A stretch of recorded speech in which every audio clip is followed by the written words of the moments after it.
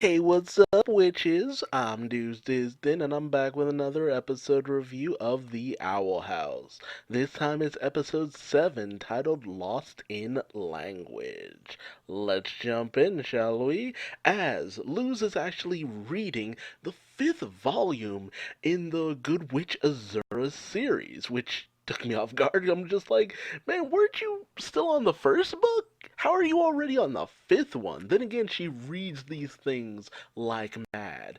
And you can see that through the fact that King has also been sucked into the series and is actually kind of gelling with the stories.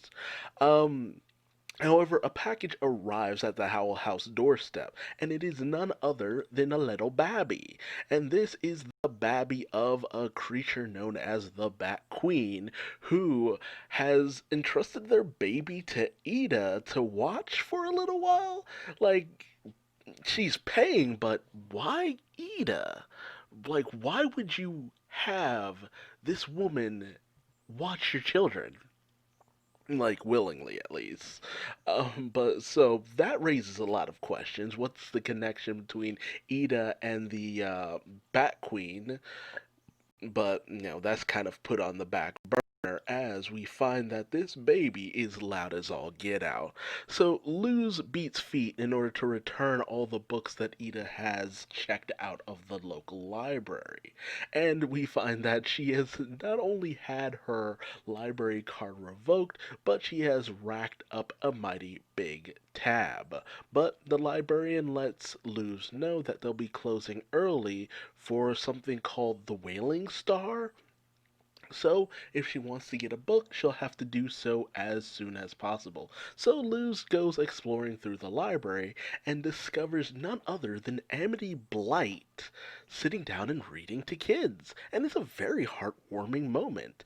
And Luz gets the idea since in the 5th book of the Good Witch Azura series, there was a moment where Azura befriended her rival, and Luz feels like this would be a great time to actually become Amity's friend, because while Amity hasn't been the best person, Luz isn't really here to make enemies. She's all about making friends because she's a weirdo. It's a weird place. Why not?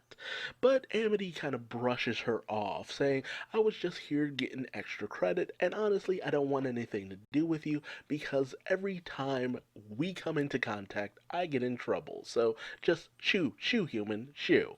And Luz kind of leaves very dejected, and Amity has a bit of a moment where you can see she regrets how she talked to Luz.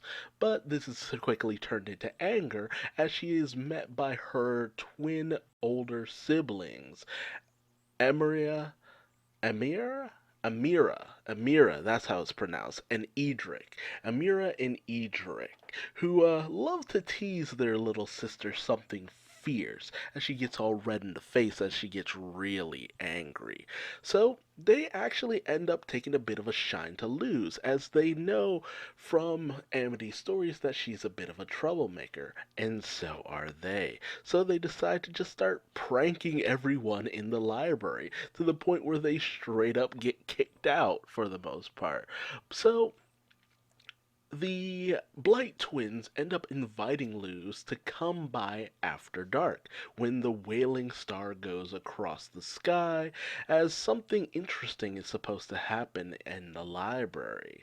And Luz agrees. Meanwhile, Ida's got her hands full, especially when, at first she has a bit of a motherly moment, but the baby spits out more babies and, pandemonium ensues. But Blues, on the other hand, is breaking and entering with the Blight twins, and as the Wailing Star goes across the night sky, all the books start to come to life when you open them, which is actually pretty cool. Very Page Master-esque. And so they start having a little bit of fun with all the books within the library, dressing up, just seeing what kind of effects they all seem to have.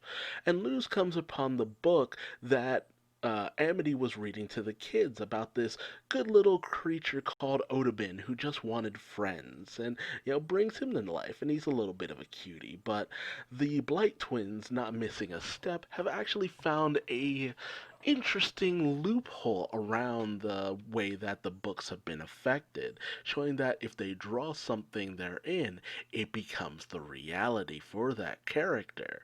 And they try to get Luz to join in on the fun and force her to make Odabin a little less nice.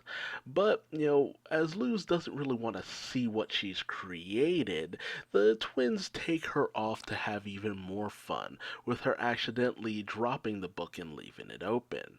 So they bring her over to the romance section, wherein we actually find out this is actually a bit of a cover. Book cover. Yeah, witty. As it actually contains none other than a secret room belonging to Amity Blight. And we come to find out that the twins are actually looking for her diary in order to embarrass her, as they feel that she needs to be knocked down a peg because she's constantly getting them in trouble for their pranks and skipping school and all that good stuff, which Luz feels that's taking things a little too far. But Luz actually stumbles on that uh, Amity actually has been reading the Witch Azura series and is all the way up to book 4, which really takes Luz off guard. But she does notice a weird book in it as well, with a picture of Azura on the cover, and this turns out to be none other than Amity's diary, where we actually find out that she was feeling a little bad about the way she treated Luz, actually regretting, making Luz feel bad. So, I like that we're seeing this good side to Amity, that she's not just a one-dimensional character. Yes, she was mean, but there's depth behind that. She's just someone who doesn't believe in troublemakers or people who don't earn what they get. There's a lot of conviction in this character, and it would have been so easy to turn her into a one-note character, but they're really running the gauntlet with this character. One of the best redemption arcs since Zuko, honestly. But as the twins end up finding out about the diary, Luz does her best to hide it, but they manage to see that yes, it is none other than their little sister's diary, and a fight ensues between the twins and Luz. But the pages of the diary end up scattering all over the floor, and as Luz goes to pick them up, who should walk in than none other than Amity, who, while she's mad at her siblings, she's disappointed in Luz, feeling that ultimately, while she couldn't quite figure out the kind of person that Luz was at first, she feels that maybe now she knows that Luz is nothing more than a bully, just like her older siblings. So as the twins kind of just leave, they feel that the fun has ended and they're looking for their next big prank, their next big moment to have more troublemaking fun. Luz pursues Amity to try to talk to her, but Amity isn't willing to listen. She just wants to be left alone. Unfortunately, this can't be done as the deformed Odabin, who is now obsessed with forcing people to be his friends, appears and grabs Amity, looking to merge her with a giant book, forcing her to be his friend. But in a puff of smoke, it's none other than Darkwing. No, wait, no, nope, it's just Luz. Wrong series. Sorry. Same channel, wrong series.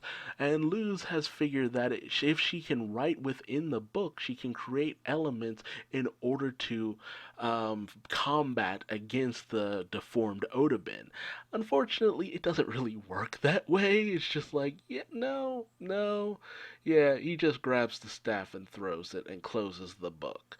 So Luz, as well as Amity, end up being trapped within the book, and they do their best to escape, only for Odabin Odabin to capture them once again.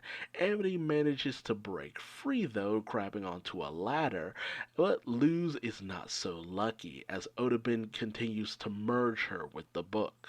But in comes Amity on a cart, knocking Odabin over and freeing Luz. But Odabin captures Luz yet again because that's just the way things are going. So and Amity takes this moment to, write down that Luz needs to fix her mistake, creating a giant magical eraser. Oh god. Yeah, the pun fully intended, I think. And she tosses it to Luz so she can erase what she did to Odabin, restoring him back to normal. Ending the Day of the Wailing Star. Why it has this effect on books, who knows? And so, as the two go to leave, Luz tries to make amends yet again, offering Amity the fifth book in the Good Witch Azura series in order to kind of make it up to Amity for the most part. And, well, there's still a bit of a rocky, ground for this somewhat forming friendship. Amity does also admit that maybe she could have been nicer to Luz from the get go. Maybe things didn't have to start off the way they did. Meanwhile, Ida has also found a interesting relationship as she actually found that she does kind of care for kids ultimately, which we knew that. She took in Luz and has been a pretty good mentor for the most part. But I swear to God, that face, disturbing as all get out. I'm sorry. It freaked me out. The Bat Queen enters to reward Ida for watching over her babies as she goes to leave, leaving Ida actually a little heartbroken as she had actually taught one of the little rapscallions how to pick a lock. But we end the episode with Ida and Luz learning a valuable lesson about relationships and how to make them grow. A wonderful episode. I love the character of Amity. I love her relationship with Luz and how it seems to be growing into an actual friendship. They're actually starting to show that they care for each other. And it's not just fighting, so many series could have just gone down the road of Amity just being a jerk at all terms, at every turn. But honestly, she's showing that there's more to it than that. Yes, she's arrogant, but there was a reason behind that. But being around Luz, being taken down a peg here and there, she has been, you know, the thing that her siblings were trying to do to her has already happened. She's been humbled a little bit, not through the best of means, but she knows what it's like to be so caught up in something that things go terribly wrong.